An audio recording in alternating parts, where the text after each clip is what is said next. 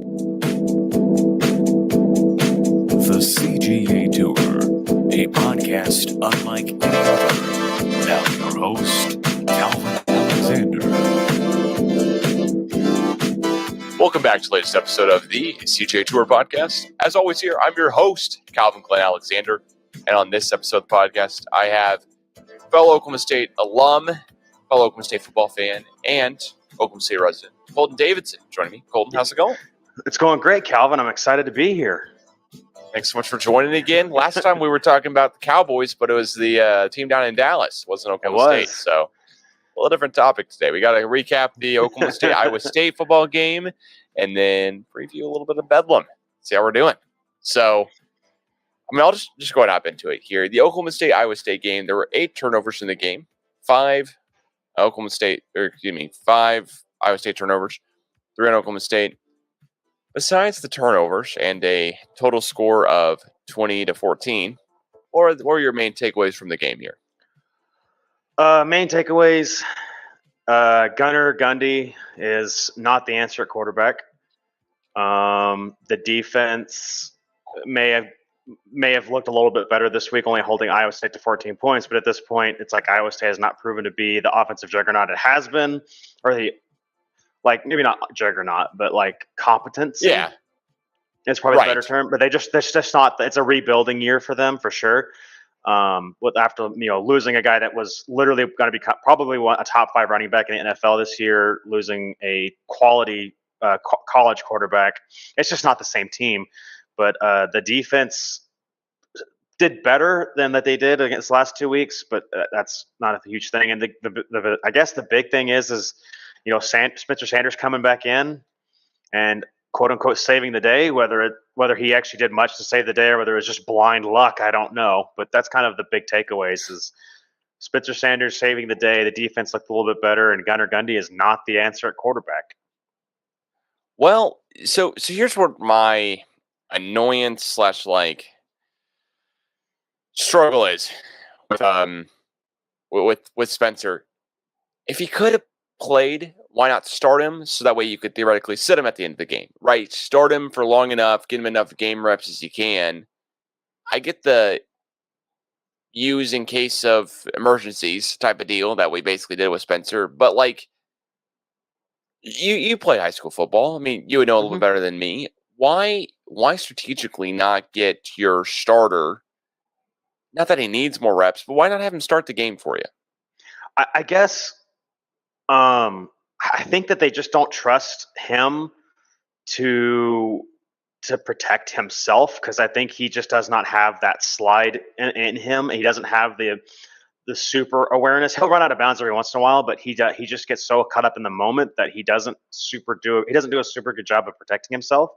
I think that they just didn't think that he could do that, and the biggest game on any OSU fan's calendar is Bedlam, and that's what they're probably trying to gear up for. They thought that, hey, this is a down Iowa State team. We can beat him with Gundy.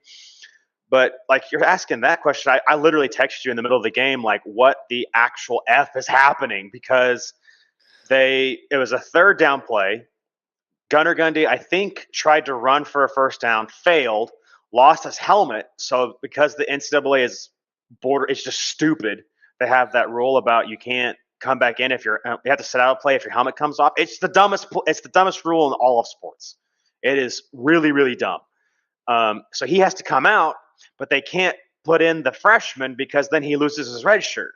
So then they put in Sanders, and then by the time they get Sanders out there to run the play, there's 3 seconds left on the shot not on the shot clock, but on the play clock, and they end up running this really stupid 4th down play that, could we have taken a timeout? Could just punt? Why do we have to do? It was just stupid. It was. If you are frustrated with Gundy, then that was the ultimate. Let's just turn this off because Gundy's just going to do Gundy stuff all day today, and that's kind of what happened. So, all right. So the frequent. But I guess I did answer your question. I don't think I answered your question, but no, I think you did well enough. I mean, you put him in because what you're saying, right? You don't think Iowa State's that good. They're a pretty down offensive team, just this year. So you put him in because you think you can win basically you put him at the end because you think the entire game you can win without needing him, right? Then we put him in. All of a sudden, he has a better quarterback rating. He throws for more. He threw more times than Gunner. Mm-hmm. Threw the ball 13 times to Gunner's 12. Whereas the Iowa State team basically, Iowa State quarterback scored, not scored, threw the ball 18 more times than we did as a team. So, like, they weren't having too much success running the football. I get it. We weren't having too much success doing a lot of stuff. I also get it. To me, it's an odd deal because if he could have played in the Kansas game, right? I have to think it's a bruised, so Jake and I do a podcast frequently, and for everyone who's listening to those and keeping up, the basic recap of it is that Jake goes, well, why hasn't this happened? We need more transparency from Gundy. Gundy this, Gundy that, Gundy this, Gundy that.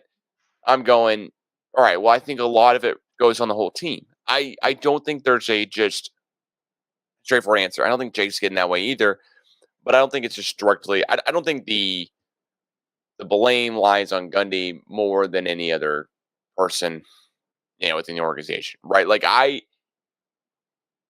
not trying to say I'm a Gundy truther or believer, but it's an odd deal. Whenever really you have, a guy basically play only just as needed, and it's like, well, okay, he's playing this as needed, but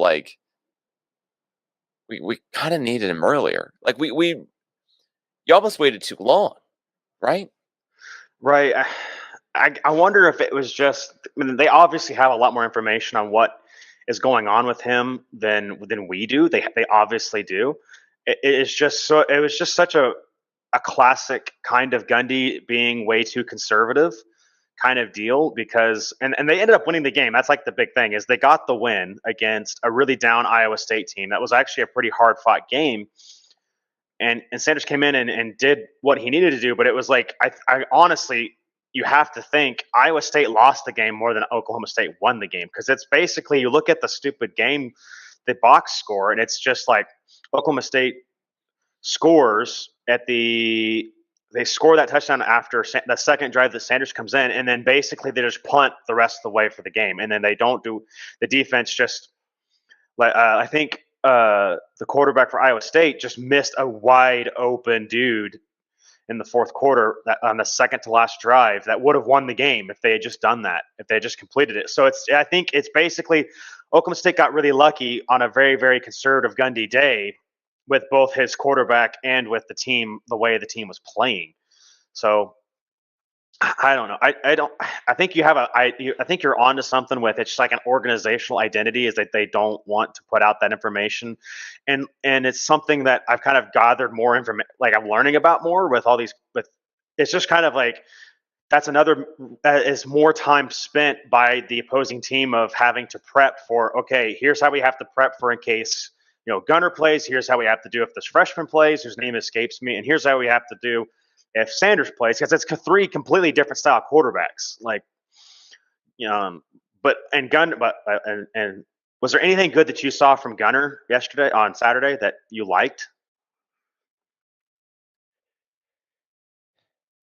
So, yes, there's that 83-yard touchdown pass. So it's what I'm thinking about Gunner Gundy. I'm not trying to say, like you said he's not the answer, right?